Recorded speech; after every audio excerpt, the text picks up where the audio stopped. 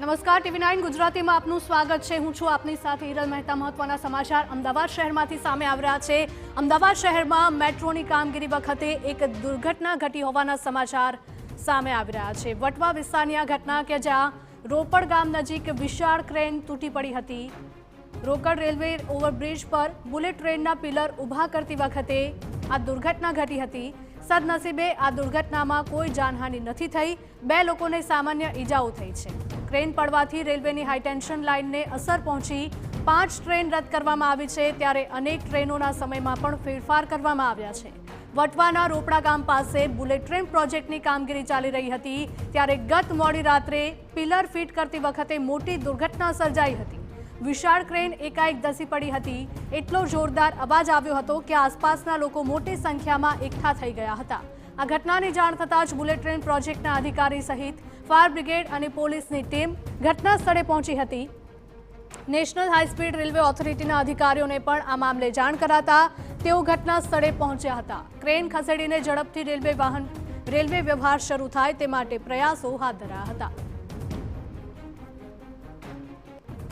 तो नसीबनी बात ये है कि आ दुर्घटना हो सकता था, उस सब की बात नहीं करें।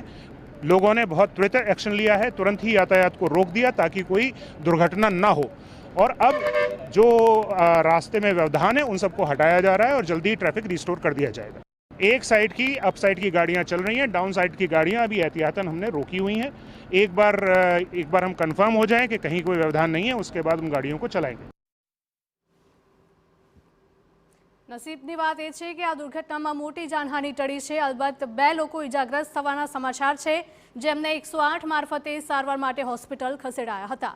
હાલ રેલવેની અપસાઇડના રૂટની ટ્રેન યથાવત છે, પરંતુ ડાઉન સાઇડના રૂટ પર રેલવે વ્યવહાર ખોરવાયો છે। આ દુર્ઘટના બાદ ટ્રેન પરથી પસાર થતો વીજળીનો હાઈ ટેન્શન જે પાવર છે તે પણ બંધ કરી દેવાયો હતો। આ સમગ્ર મામલે ઝીણવટભરી તપાસની ખાતરી અપાઈ છે।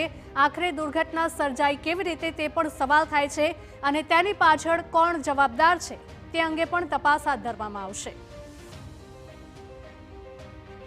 અમારા સંવાદદાતા મિહિર સોની જોડાઈ ગયા છે। મિહિર, જણાવશો કે અમદાવાદની જ આ ઘટના છે।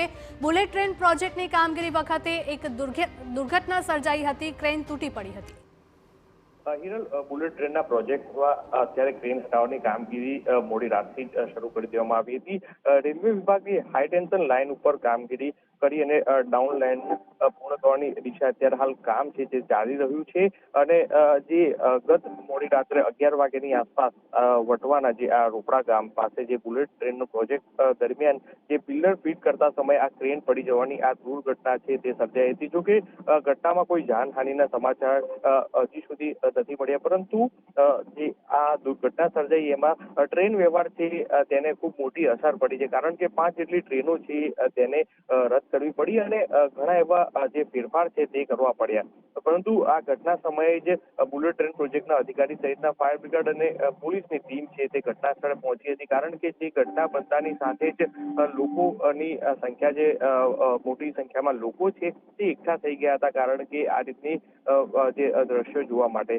એટલે હાલ તો તે લાઇન છે તે લાઇન યોગ્ય રીતના ચાલુ કરવા માટે અત્યારે હાલ ગત મોડી રાતથી જ કામગીરી છે તે કરવામાં આવી રહી છે।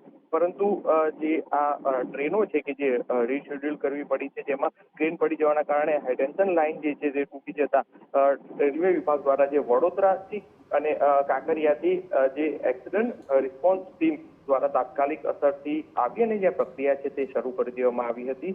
એટલે હાલ જે ટ્રેનો છે તે 5 જેટલી ટ્રેનો છે તેને રદ કરી દેવામાં આવી છે, જે વડોદરાથી આવતી પેસેન્જર સાથે જ મુંબઈ સેન્ટ્રલ અને અમદાવાદ એક્સપ્રેસ જે વડોદરાવાળા રૂટ ઉપર આવતી હોય તે। પરંતુ હાલ જે ટ્રેનને ખૂબ મોટી અસર છે તે પડી છે, કારણ કે અનેક એવી 5 જેટલી ટ્રેનો છે તેને પણ તેના સમયમાં અનેક એવો ફેરફાર છે તે કરવામાં આવ્યો છે, કારણ કે તે તમામ ટ્રેનો 4 થી 5 કલાક સુધી મોડી છે તે ચાલશે। સાથે જ જે અલગ અલગ રેલવે દ્વારા હેલ્પલાઇન નંબર છે તે જાહેર કરવામાં આવ્યા છે, જેમાં અમદાવાદ સાબરમતી, વિરમગામ મહેસાણા અને ગાંધીધામ પાલનપુરના આ તમામ જગ્યાના નંબરો છે તે પણ જાહેર કરવામાં આવે છે, જેના કારણે મુસાફરોને કોઈ પણ સમસ્યાઓ તો સીધી તે વાત કરી શકે છે। જી બિલકુલ મિહિર, તમામ માહિતી બદલ આપનો આભાર। અમદાવાદની આ ઘટના છે। બુલેટ ટ્રેનની કામગીરી ચાલી રહી હતી અને તે જ સમયે ક્રેન અચાનક તૂટી પડી હતી। જો કે સદનસીબે આ દુર્ઘટનામાં કોઈ જાનહાનિના સમાચાર નથી, પરંતુ 2 લોકોને સામાન્ય ઈજાઓ પહોંચી છે, જેમને તાત્કાલિક સારવાર અર્થે હોસ્પિટલમાં ખસેડવામાં આવ્યા છે। આ સાથે જ આ રૂટ પરથી પસાર થતી અન્ય ટ્રેનો પણ રદ કરવામાં આવી હતી।